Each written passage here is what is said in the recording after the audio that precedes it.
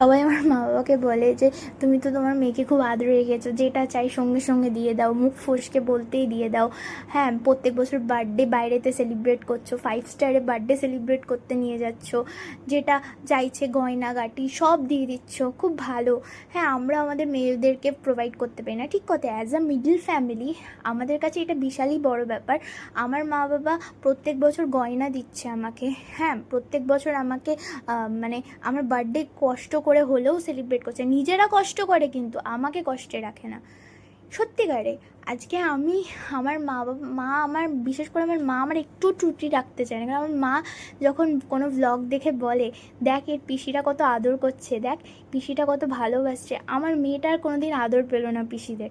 আমি মাকে বলি তুমি অত কেয়ার করছো কেন বলো তো, আমি তোমাদের ভালোবাসা পাই না নাকি, না তোমরা আমাকে কিছু দাও না?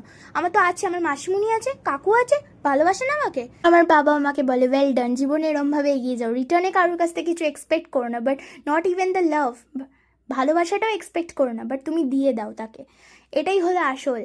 কি বলো তো, আমি যেই মামা মাসিদেরকে চিনি না তারা আমাকে ভোরে ভোরে আমার ওকে মাকে বার্থডেতে উইশ করে, কিন্তু যেই মামা মাসিদের সাথে দেখা হয় পরিচিত, তারা আমাকে মাকে উইশই করে না বার্থডেতে। আমার মা আমাকে এসে বলে দেখ তোর মামা মাসি অন্যজনকে ভিডিওতে উইশ করেছে, তোকে করেনি। এরকম করেনি করেনি, আমার নিজের মাসিমণি তো করেছে। তো জীবনে স্ট্রং হওয়াটা ইজ ভেরি ইম্পর্ট্যান্ট। কে কী করলো না করলো ডাজেন্ট ম্যাটার।